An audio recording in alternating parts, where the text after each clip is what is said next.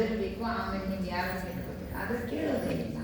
ಆಮೇಲೆ ಅವಧಿಜ್ಞಾನ ಮುನಿಯಾಗಿರುವಂತಹ ವಜ್ರಕುಮಾರ ಮುನಿ ಇರ್ತಾರಲ್ಲ, ಅವರು ತಮ್ಮ ವಿದ್ಯಾಧರ ರಾಜರಿಗೆಲ್ಲ ತಿಳಿಸಿದ ಮೇಲೆ ಅವರೆಲ್ಲ ಸೈನ್ಯ ತಗೊಂಡ್ಬರ್ತಾರೆ, ಮುಂದೆ ಇಲ್ಲ. ಅಂದರೆ ವಿಚಾರ ಮಾಡಿರಿ, ಒಂದೊಂದು ಸಲ ಈ ಜೀವ ಯಾವ ಪ್ರಭಾವನೆ ಮಾಡ್ತಿದ್ದಾನ ಅಂತಂದರೆ ತನ್ನ ಶಕ್ತಿ ಮೀರಿ ಕೂಡ ಮುನಿ ಅವಸ್ಥೆ ಇದ್ದಿಲ್ಲ ಅವರಿಗೆ, ಆವಾಗ ಕೂಡ ಅದನ್ನು ಮಾಡೋ ಪ್ರಭಾವನ ಮಾಡಿದ. ಆಮೇಲೆ ಇಲ್ಲಿ ಸ್ಥಿತೀಕರಣದಲ್ಲಿ ಎರಡೂ ಉದ್ದೇಶ ಇದೆ. ಪುಷ್ಪಡಾಲ ಮುನಿ ಹೌದು ಮತ್ತು ವರ್ಷ ಮುನಿ, ಆವಾಗ ಅವರು ಕೂಡ ಏನು ಪ್ರಭಾವನೆ ಸಲುವಾಗಿ, ಇದು ಕತೆ ನಿಮ್ಗೆ ಗೊತ್ತಿದೆ, ಅವರು ಆಹಾರ ಆದಮೇಲೆ ಪಿಂಚಿ ತಗೊಂಡು ಅವನು ಇದು ಕಳ್ಸೋಕ್ಕೆ ಬರ್ತಾನೆ, ಕಮಲದಲ್ಲಿ ತಗೊಂಡು, ಆಮೇಲೆ ಇವ್ರು ಏನು ಕೇಳೋದಿಲ್ಲ ಹೇಳೋದಿಲ್ಲ, ಹಾಗೆ ಹೋಗ್ತಾರೆ, ಪುಷ್ಪಡಾಲನ್ನು ಅವ್ರ ಜೊತೆ ಹೋಗ್ತಾನೆ. ಆದರೆ ಹೋದರೂ ಕೂಡ ಒಂದು ಇಲ್ಲಿ ಮನಸ್ಸಿನ ಚೆಂದ ನನ್ನ ಹೆಂಡತಿಗೆ ಹೇಳಿಲ್ಲ, ಬಿಟ್ಟು ಬಂದೀನಿ ಅಂತ. ಮತ್ತು ಇವರು ವಾದಿಶೇನ ಮಹಾಮುನಿ ಯಾರಿದ್ದಾರಲ್ಲಿ, ಯಾರು ಮಗ ಅವರು?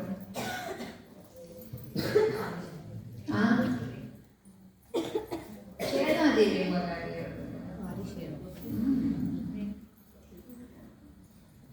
ಚೇಳಾದೇವಿ ಮಗ ಇದ್ರಲ್ಲ.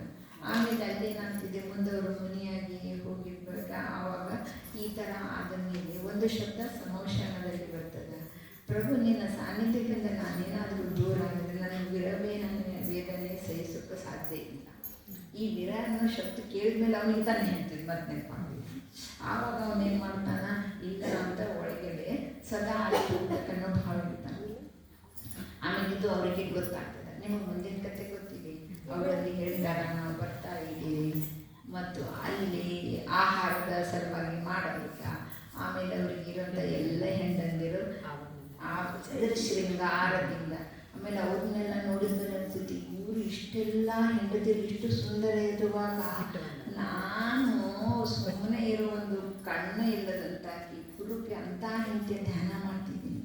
ಅದೇ ಒಂದು ವೇಳೆ ನಾನೇನಾದರೂ ಪ್ರಭುವಿನ ನಾಮಸ್ಮರಣೆ ಮಾಡ್ತಾ ಅವರ ಸಾನ್ನಿಧ್ಯದಲ್ಲಿ ಇದ್ದು ಮಾಡ್ಕೊಂಡಿದ್ರೆ ಈಗಾಗಲೇ ನಂದು ಎಷ್ಟು ಉತ್ಕೃಷ್ಟ ಕಾರ್ಯ ಆಗ್ತಿತ್ತ ಅಂಥೇಳಿ ಅಲ್ಲಿ ಕೂಡ ಅದು ಪ್ರಭಾವನೆ ಬರ್ತದೆ. ಅಂದರೆ ಅವರದನ್ನು ಮಾಡಿದ್ದು ಸ್ಥಿತೀಕರಣ ಅಂಗನೂ ಇದೆ ಮತ್ತು ಪ್ರಭಾವನೆ ಕೂಡ ಇದೆ. ಹೌದು. ಇನ್ನೇನಿದೆ, ನಮ್ಮ ಭಗವಂತರ ಸಲುವಾಗಿ ಯಾವುದೇ ಕಾರ್ಯಕ್ರಮ ಇದ್ದರೂ ಕೂಡ ಒಬ್ರಿಗೊಬ್ರು ಹೇಳೋದು ಮಾಡೋದು ಎಲ್ಲ ಇರ್ತದೆ. ಇಲ್ಲಿ ಇನ್ನೊಂದು ಉದ್ದೇಶವನ್ನು ನಾವು ಯಾವುದು ತಗೊಳ್ಳೋದು ಅಂತಂದರೆ, ನಮ್ಮದು ಸ್ವಾಧ್ಯಾಯದ ಭಾಗ ಬರ್ತಾವೆ. ಎಷ್ಟಿದಾವ ಸ್ವಾಧ್ಯಾಯದ ಭಾಗ? 5. ಯಾವ್ಯಾವುದು? ವಾಚನ, ಪ್ರಶ್ನ, ಅಂಪ್ರೇಕ್ಷ, ಆಮ್ನಾಯ, ಧರ್ಮೋಪದೇಶ. ಅಲ್ಲಿ ಕೂಡ ಏನಂತಾರೆ, ಹೆಂಗೆ ಪ್ರಭಾವನೆ ಅಂದರೆ, ನಾವು ಶಾಸ್ತ್ರ ಓದ್ತಿದ್ದೀನಿ ಮೊದಲು, ಆಮೇಲೆ ಒಬ್ರಿಗೆ ಯಾರಿಗೂ ಸ್ವಲ್ಪ ಧರ್ಮದ ರುಚಿ ಇತ್ತಂದರೆ ನೀವು ಇಬ್ಬರೇ ಓದೋಣ ಬರಲಿ, ಆಯಿತಾ? ಈ ಥರ ಅವರು ಮತ್ತೊಬ್ಬರಿಗೆ ಹೇಳಿದ್ರ, ಮತ್ತೊಬ್ಬರು 2 ಜನ 3 ಜನ 4 ಜನ ಇಲ್ಲಿ ಕೂಡ ಪ್ರಭಾವನೆ ಬರ್ತಿದೆ. ಆಮೇಲೆ ಪ್ರಭಾವನೆ ಆಯಿತಾ, ಅಲ್ಲಿ ಸ್ವಾಧ್ಯಾಯ ವಾಚನ ಓದ್ತಿದ್ದಾರೆ.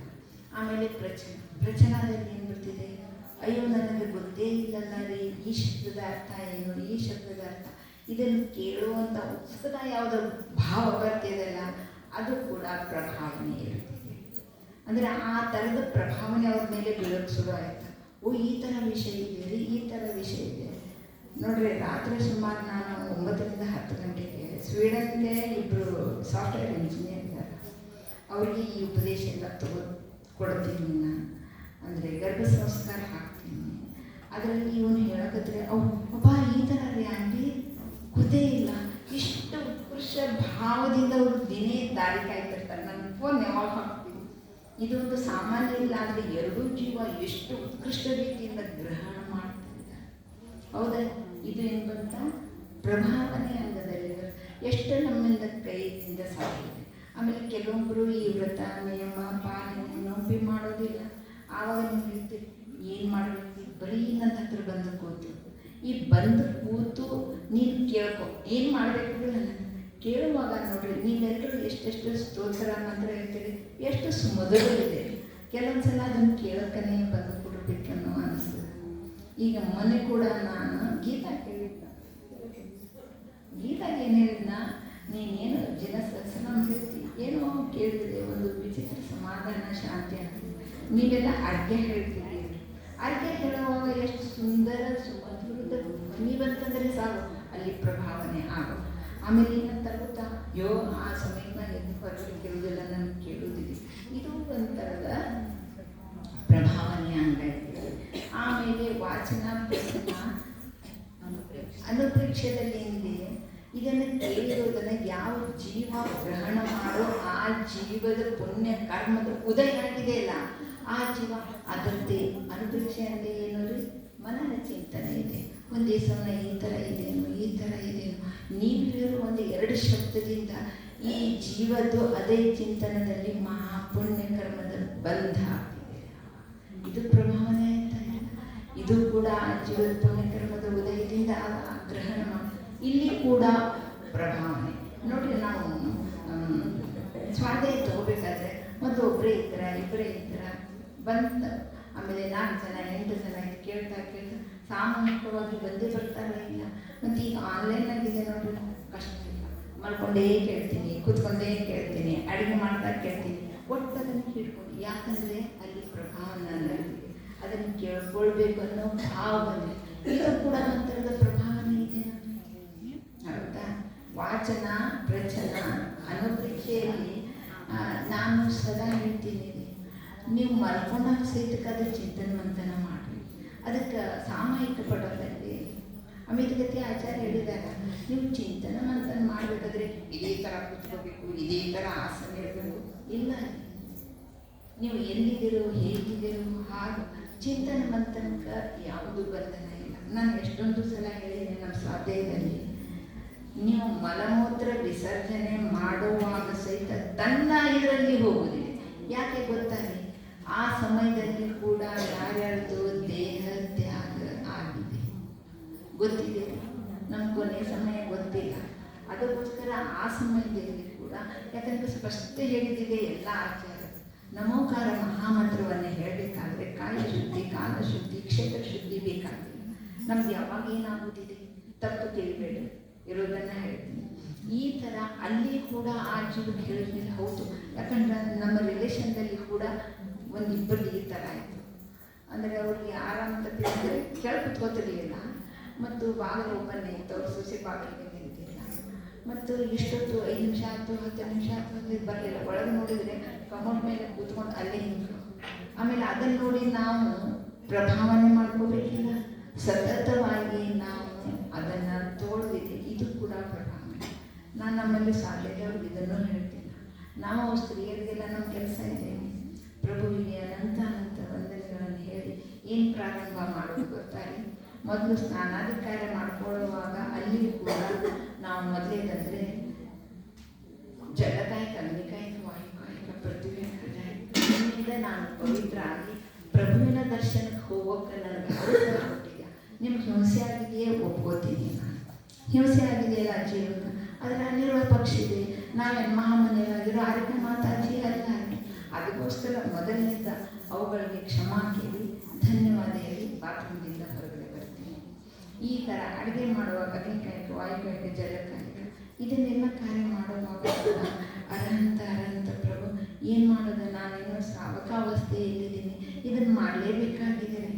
ಅವರನ್ನು ಕರ್ಕೊಂಡ್ರೆ ಇತ್ತಾಗ ಈ ಶರೀರದ ಕಾರ್ಯ ಪ್ರತಿಯೊಂದರಲ್ಲಿ ಏನು ಮಾಡುತ್ತಿದ್ದೀವಿ. ನಾನು ಮಾರ್ಕೆಟ್ಗೆ ಹೋಗೋದಿದೆ, ಪ್ರಭುವಿಗೆ ಹೇಳೋದಿದೆ. ಪ್ರಭು ಅಂದ್ರೆ ದೇವಾದಿದೇವ ಭಗವಾನ್. ಅಂದರೆ ಈ ಕಾರ್ಯಗಳಲ್ಲಿ ಈ ಥರದ ಒಂದೊಂದು ಪ್ರಭಾವನೆ. ಯಾಕಂದರೆ ಈ ಕಾರ್ಯ ಮುಗೀತಂದ್ರೆ ನಾವು ಮನೆಗೆ ಹೋಗ್ಬಿಡ್ತೀವಿ. ಮನೆಗೆ ಹೋದ್ಮೇಲೆ ಇಷ್ಟ ಅದರಲ್ಲಿ ತಲ್ಲೀನಾಗ್ಬಿಡ್ತೀವಲ್ಲ, ಇದು ಹೋಗೋದಲ್ಲ ಮತ್ತು ಕೂಡ. ಅದಕ್ಕೆ ಇಲ್ಲ ಅನುಪ್ರೇಕ್ಷೆಯಲ್ಲಿ ಚಿಂತನೆ ಅಂತ ಇವತ್ತೇನು ವಿಷಯಕ್ಕಂತ ಇದು ಯಾವುದರ ಅರ್ಥ ಇದೆ, ಇದನ್ನು ನಾನು ಏನು ಸಾಧಿಸಿಕೊಳ್ಳಬೇಕು, ಇದೇನೋ ಈ ಥರ ನಾವು ಅಲ್ಲಿ ಕೂಡ ಒಬ್ರಿಗೊಬ್ರು ಪ್ರಭಾವನೆ ಮಾಡ್ತೀವಿ. ನಾವು ಸನ್ಮಾರ್ಗ ಯಾಕಂತೀವಂದರೆ ಅಂದರೆ ಸಂಯುಕ್ತ ಸಹಿತವಾಗಿ ಮತ್ತು ನಿಜವಾದ ದೈವಶಾಸ್ತ್ರ ಗುರು. ನೋಡ್ರಿ, ನಾನು ಒಂದು ಸಲ ಫಸ್ಟೇ ಹೇಳಿದ್ನ, ನಿಜವಾದ ದೈವಶಾಸ್ತ್ರ ಗುರು ಅಂತಂದರೆ ಪ್ರತಿಯೊಬ್ಬರು ಉಳಿದವರೆಲ್ಲರೂ ಕೂಡ ಹೇಳ್ತಾರೆ ನಮ್ಮ ದೇವ ನಿಜವಾದ ದೇವ, ನಮ್ಮ ಗುರು ನಿಜವಾದ ದೇವ. ಅದಕ್ಕೆ ನಾವು ಮೊದಲು 18 ದೋಷದಿಂದ ರಹಿತ ವೀತರಾಗ ಸರ್ವಜ್ಞ ಹಿತೋಪದೇಶಿ ಹಸ್ತಿವಾರಿ ಗೊತ್ತಾಯ್ತಾ. ಈ ದೋಷ ಇಲ್ಲದವರು ಅವ್ರ ಹೆಸರೇ ಏನಿರಲಿ. ಹೌದಾ? ಬುದ್ಧ, ಹರಿಹರ, ವಿಷ್ಣು, ಶಂಕರ ಶಿವ ಏನಿದೆ ಮುಂದಿನ ಏನು ಹೆಸರು ಇರಲಿ, ಈ ಲಕ್ಷಣ ಇದ್ದರೆ ಸಾಕು ಅವರು ನಿಜವಾದ. ಅದಕ್ಕೆ ಸಹಸ್ರನಾಮದಲ್ಲಿ ಎಷ್ಟೆಂದು ಎಂತೆಂಥ ಹೆಸರು ಬರ್ತದೆ ಓದಿದ್ದೇನೆ, ನೃತ್ಯನ ಮಾಡ್ತಾರೆ ನೋಡಿ. ದೂರದರ್ಶನ ಕೂಡ ಇದೆ. ಯಾಕಂದರೆ ದೂರದರ್ಶನ ಇದರ ಹೆಸರಿಂದ ಅರ್ಥ ಏನಿದೆ, ದೂರದಲ್ಲಿ ಇರೋದನ್ನ ದರ್ಶನ ಅಂದರೆ ಅವರು ನೋಡಿ ತಿಳಿದು ಶ್ರದ್ಧಾ, ಇದು ಇದೇ ಥರನೇ ಇದೆ.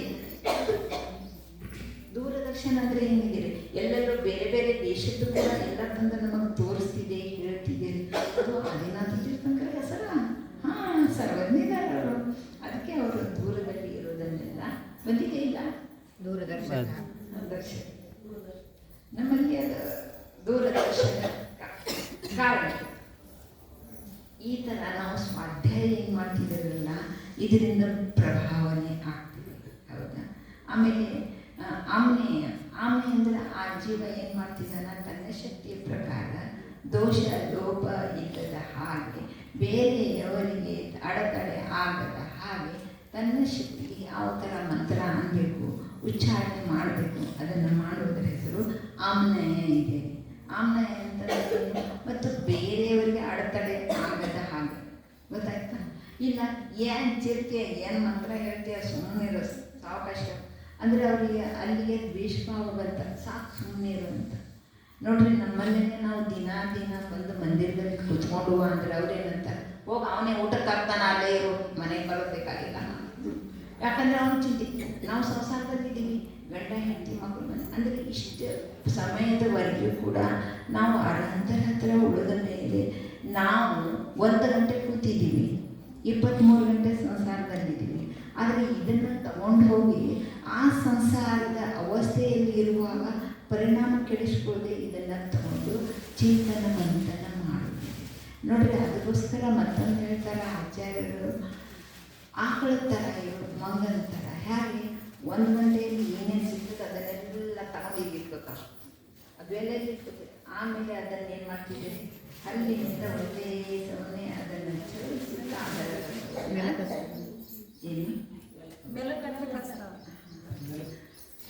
ಈ ಥರ ಮಾಡ್ತಿದ್ದೇನೆ. ಆ ಥರ 1 ಗಂಟೆಗೆ ನಾವು ಬರುವ ಶ್ರದ್ಧಾದಿಂದ ಕೇಳೋಣ. ಮತ್ತು ಅಲ್ಲಿ ಮನೆಗೆ ಹೋದ ಮೇಲೆ ಅದನ್ನು ಸತತವಾಗಿ ದೇಹ ಕಾರ್ಯ ಮಾಡ್ತಿದೆ. ನೋಡ್ರಿ, ಒಂದು ಮಾತು ಹೇಳ್ತೀನಿ, ನನಗೆ ಚಪಾತಿ ಮಾಡಬೇಕು, ಒಂದು ಸಮಯದಲ್ಲಿ ಸಾಕು. ಕಾರ್ಯ ಏನು ಮಾಡ್ತಿದೆ, ಕೈ ತಾನೇ ಹೀಗೆ ತಗೊಳ್ತಿದ್ದೆ, ಹೌದಾ, ಹಾಗೆ ಹಿಡಿತಿದ್ದೆ, ನೀರು ನಾನು ಈಗ ನೀರು ತಗೋಬೇಕು ಅಂತೀವೇನೋ ಇಲ್ಲ. ಅದು ಈ ಥರ. ಈಗ ನಾನು ಮಂದಿರಕ್ಕೆ ಹೋಗೋದಿದ್ದೇನೆ, ಮಂದಿರಕ್ಕೆ ಹೋಗಬೇಕು ಅಂತ ಆಗಿದೆ ಅಂತ ರೆಡಿಯಾಗಿದೆ. ಆದರೆ ನಾವು ಎಷ್ಟು ಸಲ ಅಂತೀವಿ, ಒಂದು ಕಾಲು ಮುಂದೆ ಇಡು, ಒಂದು ಕಾಲು ಎದ್ದು, ಒಂದು ಕಾಲು ಮುಂದೆ ಇಡು ಅಂತೀವೇನೋ. ಆ ಸ್ವಾಭಾವಿಕ ಶರೀರ ಆ ಕಡೆ ಹೋಗ್ತೀವಿ. ಆವಾಗ ಕೂಡ ನಾವು ಭಗವಂತನ ನಾಮಸ್ಮರಣೆ ಮಾಡ್ತಾ ಹೋಗೋದಿದೆ. ಯಾಕೆ ಆಕೃತ ಮಾಡ್ಕೊಂಡು ಎಷ್ಟು ನಾವು ಭೂತಕ್ಕೆ ಹೋಗೋದಿದೆ, ಭೂತ ಬದಲಾವಣೆ ಆಗೋದಿದೆ ಏನು. ಮನಸ್ಸಿಗೆ ಬೇಜಾರಾಗ್ತದೆ ಒಂದೊಂದು ಸಲ, ಎಲ್ಲನ್ನೋದಿಲ್ಲ. ಯಾರು ಏನೋ ಮಾತಾಡಿದ್ದು ಕೇಳಿದ್ರೆ ಹೌದಲ್ಲ ನನಗಿದೆ, ಆದರೆ ಏನಂತಾರೆ, ಯಾಕಂದರೆ ಬೇಡ ಅಂದರೆ ಪ್ರಭಾವನೆ ಅಂಗದಲ್ಲಿ ಕೂಡ ಮೊದಲು ನಮ್ಮನ್ನು ಕೂಡ ತಗೊಳ್ಳೋದಿದ್ದೀರಿ. ಪ್ರಭಾವನೆ ಬೇರೆಯೂ ಮಾಡೋಕ್ಕಿಲ್ಲ, ಪ್ರಭಾವನೆ ನನ್ನಲ್ಲಿ ಆಗಬೇಕಂದ್ರೆ ಈ ಥರ ಪ್ರತಿಯೊಂದರಲ್ಲಿ. ಮತ್ತು ಕೊನೆ ಸ್ವಾಧ್ಯಾಯ ಭಾಗ ಧರ್ಮೋಪದೇಶ. ಅಲ್ಲಿ ಕೂಡ ಬಿಡಿಸಿದ್ದಾರೆ, ಮಾಡು ಧರ್ಮದ ಉಪದೇಶ ಮಾಡು, ಧರ್ಮದ ಉಪದೇಶವನ್ನು ಕೇಳಕ್ಕೆ ಹೋಗುವಂತ ಹೇಳಿದ್ದೀರಿ. ನಮಗೆ ಆ ಶಕ್ತಿ ಸಾಮರ್ಥ್ಯ ಇಲ್ಲಲ್ಲ, ಮೊದಲು ನಾವು ಕೇಳಕ್ಕೆ ಹೋಗೋಣಲ್ಲ ರೀ, ಆವಾಗ ನಮ್ಗೆ ತಿಳಿದು ಬರ್ತಿದೆ. ನೋಡ್ರಿ, ಮೊದಲೇದಲ್ಲಿ ಹೇಳ್ತಾರೆ, ಮೊದಲು ಕೇಳೋ ಪ್ರಕ್ರಿಯೆ ಮಾಡು, ಆಮೇಲೆ ನೀನು ಮನೆಯಲ್ಲಿ ಅದು ಹೇಗಿದೆ ಏನಿದೆ ಅನ್ನೋದನ್ನು ಓದೋಕ್ಕೆ ಶುರು ಮಾಡು. ಆವಾಗ ನಿಮ್ಗೆ ಯಾವುದು ಸಂಶಯ ಬರ್ತಿದೆಲ್ಲ, ಇದು ಪ್ರವೀಣ್ ಭಯ್ಯ ಅವರಿಗೆ ಫೋನ್ ಮಾಡಿದೆ, ಹಿಂಗೆ ಇದು ನನಗೆ ಸಂಶಯ ಬಂದು ಕೇಳ್ತಿರಲಿಲ್ಲ. ಎಷ್ಟು ಸಮಯ ಅದರಲ್ಲಿ ತೆಗಿತು, ಅದು ಕೂಡ ನಮ್ಮದು ಪ್ರಭಾವನೆಯ ಅಂಗ ಇದೆ. ಆಮೇಲೆ ಕೆಲವೊಂದು ಜೀವರಾಶಿಗಳಿಗೆ ಒಂದು 100 ಜನ ಕೇಳಿಕೊಂಡ್ರು ಆ ಥರದ ಒಂದು ಕ್ಷೇಮ ಜ್ಞಾನದಿಂದ ಹೇಳುವಂಥ ಒಂದು ಕಲಾ ಇದೆ. ಅದನ್ನು ಆ ಥರ ಹೇಳುವಂಥದ್ದು ಕೂಡ ನಮಗಿಂತ ಹೆಚ್ಚು ಅಭ್ಯಾಸ ಮಾಡ್ತಿರ್ತಾರೆ ಇಲ್ಲ. ಆದರೆ ಹೇಳೋ ರೀತಿಯಿಂದ ಕೂಡ ಸನ್ಮಾರ್ಗ ಪ್ರಭಾವನೆ ಆಗ್ತದೆ. ನಾವು ಬೇರೆದೇನಾದರೂ ಮಾತಾಡೋಕ್ಕೆ ಹೋಗ್ತೀವಿ ಸಂಸಾರದ್ದು ಇಲ್ಲಲ್ಲ, ಸನ್ಮಾರ್ಗ ಸಂವೇಷಣ ಪ್ರಾಪ್ತ ಮಾಡಿಕೊಳ್ಳುವಂಥ ಮಾರ್ಗದಲ್ಲಿ ನಮ್ಮನ್ನು ಅವರು ಕರ್ಕೊಂಡು ಹೋಗ್ತಿದ್ದಾರೆ. ನೋಡಿ ಎಷ್ಟೊಂದು ಮನೆಯಾಗ ಆಚರಿಸಿ ಈ ಥರ ಕೂತಿದ್ದಾರೆ ತಿಳ್ಕೊಡ್ರಿ. ಅವ್ರದ್ದು ಪ್ರವಚನ ಹೇಳೋದು ಪ್ರಾರಂಭ ಮಾಡ್ತಾರೆ. ಅದನ್ನು ಕೇಳಿದರೆ ನಮಗೆ ಸುಮಧುರ ಶಾಂತ ಸಮಾಧಾನ ಒಂದೊಂದು ನಾವು ತಗೊಳ್ತೀವಿ ಹೋಗಿದ್ದು. ಆದರೆ ಉಳಿದವರಲ್ಲೆಲ್ಲರೂ ಇದ್ದಾರ, ಎಲ್ಲರೂ ಆ ಥರ ಹೇಳ್ತಾರೆ. ಆಮೇಲೆ ಒಬ್ಬೊಬ್ಬರನ್ನ ಅವ್ರು ಹೊರಗೆ ಹಿಂಗೆ ಕಳಿಸ್ತಾರಲ್ಲ, ಪ್ರಭಾವನೆಯ ಸಲ ಕಳಿಸ್ತಾರಿಲ್ಲ. ಅವರು ಕೆಲವೊಂದು ದಿನ ಅವ್ರಿಗೆ ಪೂರ್ಣ ನಿದ್ದೆ ಕೊಟ್ಟು ಪರ್ಫೆಕ್ಟ್ ತಯಾರು ಮಾಡ್ತಾರೆ. ಮಾಡಿದ ಮೇಲೆ ಅವರನ್ನು ಒಂದೊಂದು ಕಡೆ ಬಿಡ್ತಾರೆ. ಇದು ಪ್ರಭಾವನ ಹಂಗಿದೆ. ಅವ್ರು ನಮ್ಮ ಹತ್ರ ಇಟ್ಕೊಂಡ್ರ ಎಷ್ಟು ಜನ ಹೊರಗಡೆ ಬಂದಿದ್ದಾರೆ. ದೀಕ್ಷೆ ಆದಮೇಲೆ ಅವ್ರಿಗೆ ಪೂರ್ಣ ಜ್ಞಾನ ಕೊಡೋದು, ಅವ್ರಿಗೆ ಈ ದಿಕ್ಕಿಗೆ ಹೋಗು, ಈ ದಿಕ್ಕಿಗೆ ಹೋಗು ಪ್ರಭಾವನ ಇದೆ. ಈ ಥರ ಧರ್ಮದ ಉಪದೇಶ ಮತ್ತು ಧರ್ಮವನ್ನು ಕೇಳೋದಿದೆ ಅಲ್ಲ. ಅವ್ರಿಗೆ ಕೇಳಿದರೆ ನನಗೇನೋ ಸಮಾಧಾನ ಆಗ್ತದೆ. ನಮ್ಮಲ್ಲಿ ಮೊದಲ ಹಿಂದೂ ಅಡಿಯಲ್ಲಿ ತಗೋದಿಲ್ಲ, ಸುಮಾರು 50ರಿಂದ 70 ಜನ ಬರ್ತಿದ್ದಾರೆ. ಅದರಲ್ಲಿ ಒಂದು ನಾನು ಬರೋದಿಲ್ಲ ಅಂತ ತಿಳಿಸಿದರೆ ಕೆಲವೊಂದು ಜನ ಬರೋರು ಮನೆಗೆ ಸುಮ್ಮನೆ ನಿಮ್ಮ ಮುಖಾನ ನೋಡ್ತೀವಿ, ಆರಾಮಿದೆಯಲ್ಲ ಅಂತ ನೋಡಿ ಹೋಗ್ತಿದ್ದಾರೆ. ಅಂದರೆ ಈ ಥರ ನಾವು ಧರ್ಮವನ್ನು ಹೇಳುವಾಗ ಆ ಜೀವ ಪ್ರಭಾವನೆ ಎಷ್ಟು ಆಗ್ತಿದೆ. ಒಂದೆರಡು ಮಾತಾ ಹೇಳೋಕ್ಕೆ ಸಾಧ್ಯ ಇದೆ ನನಗೆ. ಈ ಥರ ಸನ್ಮಾರ್ಗದ ಪ್ರಭಾವನೆ ಮಾಡಬೇಕಾಗಿದೆ. ಆಮೇಲೆ ಇನ್ನು ಮುಂದೆ ತಗೊಳ್ಳೋಣ. ಇವು ಅಂದರೆ ಸ್ವಾಧ್ಯಾಯದಲ್ಲಿನೂ ಪ್ರಭಾವನೆ ಹೆಂಗಾಗ್ತಿದೆ ಆಯ್ತಾ ಇಲ್ಲ. ಮತ್ತು ಇಲ್ಲಿ ನಮಗೆ ಸಮ್ಯಕ್ ದರ್ಶನದ 8 ಅಂಗಗಳಲ್ಲಿ ಕೂಡ ಪ್ರಭಾವನೆ ಇದೆ. ಇನ್ನು ನಾವು ನೀವೆಲ್ಲ ಪ್ರಭಾವನೆ ಮಾಡುವಾಗ ನಮಗೆ ಏನೇನು ಅನ್ನಿಸ್ತಿದೆ ಅದನ್ನು ಹೇಳೋದು. ನಿಮಗೇನು ವಿಚಾರ ನೋಡ್ರಿ, ಎಲ್ಲರ ಕಡೆ ಜ್ಞಾನ ಇದೆ, ಇದೇನಿಲ್ಲ. ಎಲ್ಲರ ಕಡೆಗೆ ಸುಜ್ಞಾನ ಇದೆ. ಆ ಜ್ಞಾನದಲ್ಲಿ ಚಿಂತನ ಮಂಥನ ಮಾಡುವಾಗ ಒಬ್ಬೊಬ್ಬರಿಗೆ ಒಂದೊಂದು ಶಕ್ತಿ ಇದೆ. ಯಾವುದು ಇದು ಸನ್ಮಾರ್ಗ ಪ್ರಭಾವನೆಯಲ್ಲಿ ಅವರು ಯಾರಿಗೆ ಏನೇನು ಶಕ್ತಿ ಬರ್ತದಲ್ಲ ಆ ಪ್ರಕಾರ ಅವರು ಹೇಳೋದಿದೆ. ಅಂದರೆ ನಿಮ್ಮ ಹತ್ರಿಗೆ ನಾನು ಹೇಳ್ತಲ್ಲ, ಕೆಲವೊಬ್ಬರು ಎಷ್ಟು ಚಂದ ಹೇಳ್ತೀರಿ, ನೀವು ಕೇಳೋದಿಲ್ಲ, ಅದನ್ನು ನಮಗೆ ಸಮಾಧಾನ ಆಗ್ತಿದೆ. ಎಲ್ಲರಿಗೂ ಅದೇನು. ಆದರೆ ನೀವು ಎಲ್ಲ ಏನು ಮಾಡಬೇಕು, ಪ್ರಭಾವನೆ ಅಂದರೆ ಇಂಥ ಹುಡುಗರಿಗೆ ಕೂಡ ರೆಡಿ ಮಾಡಬೇಕಾಗ್ತಿದೆ. ಅವರವ್ರಿಗೆ ಕಲಿಸೋಕೆ ಶುರು ಮಾಡಿರಿ, ಅವ್ರ ಉಚ್ಚಾರಣೆ ಸರಿ ಬರಬೇಕು. ಇದು ಕೂಡ ಪ್ರಭಾವನೆ ಹಂಗೆ ಇದೆ. ಆಮೇಲೆ ಇನ್ಮೇಲೆ ನಿಮ್ಮಲ್ಲಿ ನಾವು ಶ್ರಾವಕ ಅವಸ್ಥೆಯಲ್ಲಿ ಇದು ನಮ್ಮ ಧರ್ಮಶಾಸ್ತ್ರದಾನ ಮಾಡ್ತಾರಲ್ಲ, ಆ ಶಾಸ್ತ್ರದಾನದಲ್ಲಿ ಕೂಡ ಏನಿದೆ ಪ್ರಭಾವನೆ ಹಂಗೈತೆ. ಒಬ್ಬರಿಗೆ ಯಾರ ಶಾಸ್ತ್ರ ಇಲ್ಲ, ಅವ್ರಿಗಿನ್ನ ಪ್ರಭಾವನೆ ಆಗದಿದ್ದ ಸಲುವಾಗಿ ಕೊಡ್ತಾರೆ. ಆಮೇಲೆ ನನ್ನ ಸುಮ್ಮನೆ ಆಮೇಲೆ ಇಲ್ಲಿ ನೋಡ್ರಿ, ನೀವು ಯಾರ್ಯಾರು ಏನೇನು ಮಾಡ್ತೀರಿ. ಮೊದಲನೇದಾಗಿ ನಮ್ಮ ಜಿನೇಂದ್ರ ಪ್ರಭುಗಳು ಏನಿದ್ದಾರಲ್ಲ, ಅವ್ರ ಹತ್ತಿರ ಏನು ನಾವು ಕೊಡಬೇಕೋ ಅದನ್ನು ಕೊಡ್ಬೋದು.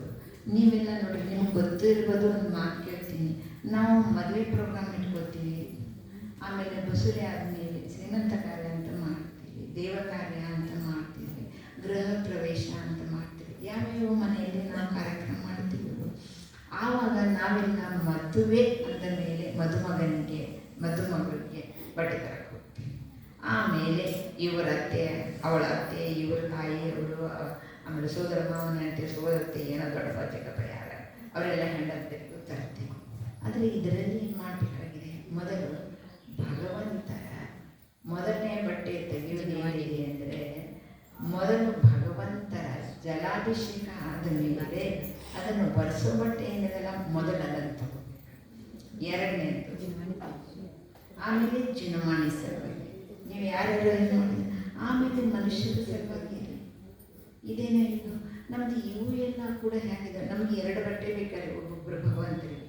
ಹಸಿ ಇರೋದನ್ನು ಒರೆಸೋ ಸಲುವಾಗಿ, ಇನ್ನೊಂದು ಒಣ ಆದಮೇಲೆ ಕೂಡ ಅದನ್ನು ಒರೆಸ್ಬೇಕು. ಯಾಕಂದರೆ ತೊಡೆ ಹತ್ತಿರ ಎಲ್ಲ ಕಡೆ ನೀರು ನಿಲ್ತಾವ. ಇದಂತೂ ಪುರುಷರಿಗೆ ಎಲ್ಲರಿಗೂ ಗೊತ್ತಿದೆ, ಹೌದಾ? ಅದನ್ನೆಲ್ಲ ಸ್ವಚ್ಛತೆಯನ್ನು ನೀವು ಮಾಡಲೇಬೇಕಾಗ್ತದೆ. ಇದು ಕೂಡ ಮೊದಲು ಹೆಂಗಿದೆ ಪ್ರಭಾವನೆಯಾಗಿದೆ. ನಾವು ಒಬ್ಬರು ಇಲ್ಲಾಂದ್ರೆ ನಾವು ಸಂಸಾರದೇ ಎಲ್ಲ ಮಾಡ್ತೀವೋ ಇಲ್ಲ. ಜನ್ಮಾನ ಸಲುವಾಗಿ ನಾವು ಬಟ್ಟೆ ಅಂದರೆ ಗ್ರಂಥದ ಸಲುವಾಗಿ ಕಟ್ಟಿ ಮಾಡಿ ಇಡುವುದು, ಇದು ಕೂಡ ಒಂಥರದ ಪ್ರಭಾವನೆ ಅನ್ನೋದಕ್ಕೆ ಬರ್ತದೆ. ಎಷ್ಟು ಆಗ್ತಿದೆ ಅಷ್ಟು ಜಿನೇಂದ್ರ ಪ್ರಭು, ಅದರ ನಂತರ ವೀತರಾಗವಾಣಿ, ಆಮೇಲೆ ಈ ಮಂದಿರದ ಸಲುವಾಗಿ ಸ್ವಚ್ಛತೆ ಮಾಡುವುದು. ನಮ್ಮಲ್ಲೆಲ್ಲ ದಸರಾ ಅದು ಬಂದರೆ ಅಥವಾ ಸೂಲಕರನ್ನು ಬೆಳಗ್ತಾರೆ, ಬರೀ ಪಂಡಿತರಿಗೆ ಇಡೋದಿಲ್ಲ, ಎಲ್ಲ ಶ್ರಾವಕರು ಬಂದು ಸ್ವಚ್ಛ ಮಾಡ್ತೀವಿ ನಾವು ಎಲ್ಲರೂ ಕೂಡ. ಇದೇನಿದೆ ರೀ ಪ್ರಭಾವನೆ. ನಾವು ಮನೆಯನ್ನೆಲ್ಲ ಎಷ್ಟೋ ಸ್ವಚ್ಛ ಮಾಡಿಸ್ಕೊಳ್ತೀವಿ. ನಾವು ಮನೆಯಲ್ಲೇ ಸ್ವಚ್ಛ ಮಾಡುವಾಗ ಎಷ್ಟು ನಮಗೆ ಪುಣ್ಯದ ಬಂಧ ಆಗೋದಿದೆ ರೀ. ಹಾಂ, ಅದಕ್ಕೂ ಪ್ರಾಯಶ್ಚಿತ್ತ ಮಾಡ್ಕೋತೀವಿ, ಒಪ್ಕೊಳ್ಳೋಣ. ಆಮೇಲೆ ಇಲ್ಲಿ ಮಾಡಿದ್ರಿ, ಹಾಂ, ಸಾಧ್ಯ ಜೊತೆಗೆ ಬಂದು ಹಾಕ್ತಿದ್ದೀರಿ ನೋಡ್ರಿ. ಒಂದೊಂದು ಸಲ ಹೇಗಿದೆ ಅಂದರೆ ಮುನಿರಾಜರು ವೈಯಾವೃತ ಮಾಡುವಾಗ ಕೂಡ ಪ್ರಭಾವನ ಆಗಿದೆ. ಯಾಕಂದರೆ ಎಷ್ಟೆಷ್ಟು ಹುಡುಗರು ಬರ್ತಾರಲ್ಲ ಅವ್ರಿಗೆಲ್ಲ ಹೇಳ್ತೀವಿ ನಾವು, ಇಲ್ಲ ಮುನಿರಾಜರ ವೈಯಾವೃತ ಮಾಡೋದಿದೆ ಬಾ ನೀನು ಅಂತ ಹೇಳಿ. ಅಲ್ಲಿ ಕೂಡ ಮಕ್ಕಳಿಗೆ, ಸಣ್ಣ ಮಕ್ಕಳನ್ನ ಕರ್ಕೊಂಡೋಗಿ ಎಷ್ಟು ಸಲ ನೋಡ್ರಿ, ಸಣ್ಣ ಮಕ್ಕಳು ಕೂಡ ವೈಯಾವೃತ ಮಾಡ್ತಾರೆ. ಇದರಲ್ಲಿ ಕೂಡ ಯಾಕೆ ಏನಾಯ್ತು ಸ್ವಲ್ಪ ಏನಿಲ್ಲ, ಕೈ ಹೇಳ್ತಾಳೆ ನನಗೆ ಕೂತಿದ್ರೆ ನಾನು ಕೈ ಹೆಚ್ಚು ನೋಡೋಣ ಕರೆದ್ನೇನೋ ಅಂದ್ರೆ ಎಲ್ಲರೂ ಕೂಡ ಮಕ್ಕಳನ್ನ ಕರ್ಕೊಂಡು ಬರ್ತೀರಿ, ಯಾರ್ಯಾರೋ ನೋಡಿ ಬಗ್ಗೆ ತಗೊಂಡು ಅಭಿಷೇಕ ಮಾಡಕತ್ತಿರ್ತಾರೆ, ಹೌದಾ ಇಲ್ಲ? ಈ ಥರ ಇಲ್ಲಿ ಕೂಡ ಮನೆ ಮೆಂಬರ್ದಲ್ಲಿ ಕೂಡ ಸನ್ಮಾರ್ಗ ಪ್ರಭಾವನೆ ಮಾಡೋದು ನಮ್ಮ ಕೈಯಿಂದ ಎಷ್ಟು ಸಾಧ್ಯ. ಇನ್ನು ಮುಂದಕ್ಕೆ ಹೋಗೋಣ. ಈಗ ಎಲ್ಲಿದೆ ಸಾಕಲ್ಲ, ನೀ ಇಷ್ಟು ದಿನ ತಿರುಗಾಡಿದ ಸಂಸಾರದಲ್ಲಿ, ಹೌದಾ? ಈ ಸಂಸಾರದಲ್ಲಿ ತಿರುಗಾಡಿ ಸಾಕು. ಮನೇಲಿ ಮಕ್ಕಳಿಗೆ ಇನ್ನು ಬಾ, ಮಂದಿರಕ್ಕೆ ಬಾ, ಈ ಥರ ಭಗವಂತನ ಹತ್ರ ಒಂದು ಕುಟುಂಬ ಪರಿವಾರ ಜನರನ್ನು ಕೂಡ ಇಲ್ಲಿ ನಮ್ಮವರನ್ನು ಎಷ್ಟು ಸಾಧ್ಯ. ಆದರೆ ಒಂದೊಂದು ವ್ಯಕ್ತಿ ಏನು ಮಾಡ್ತಾರೆ, ನಮ್ಮಲ್ಲಿ ಅನುಭವ ಬಂದಿರೋದನ್ನೇ ಹೇಳ್ತೀನಿ. ಅವ್ರ ಗಂಡಂದಿರನ್ನು ಎಲ್ಲ ನಮ್ಮ ಗಂಡನೋ ಅನ್ರಿ, ನೀನು ಬಿಟ್ಟಿದ್ದನ್ನೆಲ್ಲ ನೀ ಏನು ಬೇಕಾದ್ರೂ ಮಾಡಲ್ಲ, ನನ್ನ ಮಾತ್ರ ಕರ್ಬೇಡ, ಆಯಿತು ನಮಗೆ ಕೆಡಿಸ್ಕೊಳ್ಳೋದು ಬೇಡ, ಇಲ್ದಿದ್ರೆ ಬಾ ಬಾ ಅಂತೇಳಿ ನಮಗೆ ಪರಿಣಾಮ ಕೇಳೋಕ್ಕೆ ಶುರು. ನಮ್ಮ ಕರ್ತವ್ಯ ಅಂತ ಹೇಳಿದ್ದೀವಿ, ಆದರೆ ನಮ್ಮನ್ನು ಅಲ್ಲಿ ಅವರು ಬರಲಿಲ್ಲ ಅಂಥೇಳಿ ಪರಿಣಾಮ ಕೆಡಿಸ್ಕೊಳ್ಳೋಕ್ಕಿಂತ ಓಹೋ ಅವ್ರು ನನ್ನನ್ನು ಬಿಟ್ಟಿದ್ದಾರಲ್ಲ, ಅಲ್ಲಿ ಕೂಡ ಆ ಜೀವದ ಸಲುವಾಗಿ ನಮ್ಮ ಸಲುವಾಗಿ ಕೂಡ ಪ್ರಭಾವನೆ ಹಂಗೆ ನಡೀತಿದೆ, ಹೌದಾ? ಈ ಥರ ಒಂದೊಂದು ಸಣ್ಣ ಸಣ್ಣ ವಿಷಯಗಳನ್ನು ತಗೊಂಡು ಇನ್ನು ಮುಂದಕ್ಕೆ ಹೇಳಿದರೆ, ಮೊದಲು ಮುಖ್ಯ ರೂಪದಿಂದ ಸನ್ಮಾರ್ಗ ಪ್ರಭಾವನ ಅಂಗ ಭಾವನ ಏನು ಬರ್ತಿದೆ ಅಲ್ಲಿ. ಮೊದಲು ಸಮ್ಯಕ್ ದರ್ಶನದ ಸಲುವಾಗಿ, ಸಮ್ಯಕ್ತದ ಸಲುವಾಗಿ ನಾವು ಎಲ್ಲರಿಗೂ ಅಲ್ಲಿ ದಾರಿಗೆ ಕರ್ಕೊಂಡು ಹೋಗಬೇಕಾಗಿದೆ. ಎಲ್ಲಿವರೆಗೆ ನಮಗೆ ಸಮ್ಯಕ್ ದರ್ಶನ ಆಗೋದಿಲ್ಲ ಅಲ್ಲಿವರೆಗೆ ಈ ಭವಸಾಗರದಿಂದ ನಾವು ಬಿಟ್ಟು ಹೋಗಕ್ಕೆ ಸಾಧ್ಯ ಇಲ್ಲ. ಆ ಪ್ರಭುವಿನ ಜೊತೆ ಕೂಡ ಮಾತಾಡ್ತಾ ಇರುವಾಗ ಎಷ್ಟು ಸಲ ನಾವು ಅಂತೀವಿ, ಅದಾವ ಜನ್ಮದ ಫಲ ಗೊತ್ತಿಲ್ಲ ಪ್ರಭು, ನನಗೆ ಇಷ್ಟೊಂದು ಭೋಗಗಳಲ್ಲಿ ನಿಮ್ಮ ಸಾನ್ನಿಧ್ಯ ಸಿಕ್ಕಿದೆ, ಆದರೆ ನಿಮ್ಮ ಮಾತನ್ನು ನಾನು ಕೇಳಿದಿಲ್ಲ, ಆದರೆ ನನಗೀಗ ಸುಬುದ್ಧಿ ಬಂದಿದೆ. ಹಾಂ ಪ್ರಭು, ನಾನು ನಿಮ್ಮನ್ನು ಬಿಟ್ಟು ಇನ್ನೆಲ್ಲಿ ಹೋಗಿದೆ, ನಾನು ನನ್ನ ಆತ್ಮಕಲ್ಯಾಣ ಮಾಡು, ನಾನು ಸ್ವಯಂ ನನ್ನ ಆತ್ಮಗೆ ಸನ್ಮಾರ್ಗದ ಕಡೆಗೆ ಕರ್ಕೊಂಡು ಬರ್ತೇನೆ. ನಾವು ತಾನೇ ಪುರುಷಾರ್ಥ ಮಾಡೋದು. ನಿಜವಾದ ದೇವಶಾಸ್ತ್ರ ಗುರುಗಳೆಲ್ಲರೂ ಹೇಳಿದ್ದಾರೆ ನಮಗೆ ಎಷ್ಟೊಂದು ಮಾತುಗಳನ್ನು ನಾವು ಕೇಳೇ ಇಲ್ಲ. ಅದು ಇಷ್ಟೊಂದು ಭಾವದವರೆಗೂ ನಾವು ಅವರದ್ದು ಸುತ್ತಾಡ್ತಾ ಇರ್ತೀವಿ, ಒಂದು ಮಾತು ಕೇಳಲಿಲ್ಲಲ್ಲ. ಅಂದರೆ ಇಲ್ಲಿ ಕೂಡ ಪ್ರಭಾವನೆ ಹೆಂಗಂದರೆ ಸ್ವಯಂ ಪುರುಷಾರ್ಥ ಮಾಡಬೇಕಾದ್ರೆ ನಾವು ಪುರುಷಾರ್ಥ ಮಾಡಲಿಲ್ಲ, ಆ ಥರ ಬದಲಾವಣೆ ಆಗ್ತಿದ್ದಾರೆ. ಅದೇ ಅಂತ ಪುರುಪರಮೇಶ್ವರು ತಮ್ಮ ಮೊಮ್ಮಗನಿಗೆ ಬದಲಾವಣೆ ಮಾಡಬೇಕಾಗಿದ್ದ ಸಂಸಾರದ ಅವಸ್ಥೆಯೇ ಮೊಮ್ಮಗವನ. ಯಾವಾಗ ಸಮೋಷಣದಲ್ಲಿ ಉಳ್ಕೊಂಡ್ರು ಅವಾಗೇನು ಮಾಡಿದ್ರ, ದಿವ್ಯ ಧ್ವನಿಯನ್ನು 60,000 ವರ್ಷ ಕೇಳಿದ. ಆಮೇಲೆ ಭರತ ಚಕ್ರವರ್ತಿ 60,000 ವರ್ಷ ಹೊರಗಡೆ ಹೋದಾರ. ಆದರೆ ಸತತವಾಗಿ ಅವನದು ಮನಸ್ಸು ಜ್ಞಾನ ಎಲ್ಲ ಆ ಸಮೋಷಣದಲ್ಲಿ ಇರ್ತಾರೆ. ಇವರು ಸಮೋಷಣದಲ್ಲಿ ಕೂತ್ಕೊಂಡ, ಆದರೆ ಒಂದನ್ನು ಕೇಳ್ಕೊಳ್ಳಿಲ್ಲ. ಅದಕ್ಕೆ ಅವನಿಗೆ 24 ತೀರ್ಥಂಕರ. ಯಾಕೆ 24 ತೀರ್ಥಂಕರ ಅಂತ ಅವ್ರು ಹೇಳಿದರು ನೋಡ್ರಿ. ಅಲ್ಲಿ ಪ್ರಶ್ನೆ ಬಂದಿದೆ ಅಂತ ಹೇಳ್ತಾರ. ಅಲ್ಲಿ ಪ್ರಶ್ನೆ ಒಬ್ಬರು ಹಾಕಿರ್ತಾರ, ನಿಮ್ಮ ಈ ಮನೆತನ ಕುಟುಂಬ ಪರಿವಾರದಲ್ಲಿ ಎಲ್ಲರೂ ಮೋಕ್ಷಕ್ಕೆ ಹೋಗ್ತಾರ ಪ್ರಶ್ನೆ ಬಂತು. ಅದಕ್ಕೆ ಅವ್ರು ಏನು ಉತ್ತರ ಕೊಟ್ಟರು? ಶುಭನೇ ಅಂತ ಏನು ಉತ್ತರ ಕೊಟ್ಟರು ಹೇಳು, ವಶ ಇಲ್ಲ.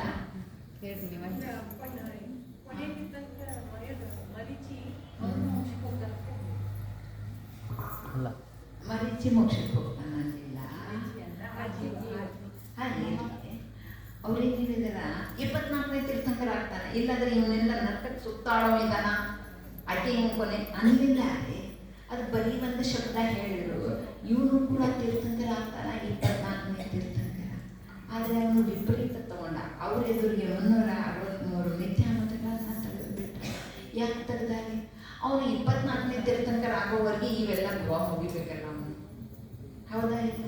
ಅಂದರೆ ಮಾರ್ಗ ಪ್ರಭಾವನೆ ಕೂಡ ನಮಗೆ ಹೇಳೋ ಕಾರ್ಯ ಇದ್ದೀರಿ. ಸತತವಾಗಿ ಎಲ್ರಿಗೂ ಹೇಳೋಣ, ಅಲ್ಲಿ ಬದಲಾವಣೆ ಮಾಡೋ ಸಾಧ್ಯತೆ ಆದರೆ ಪ್ರಭಾವನೆ ಮಾಡೋದು ನಮ್ಮ ಕೆಲಸ.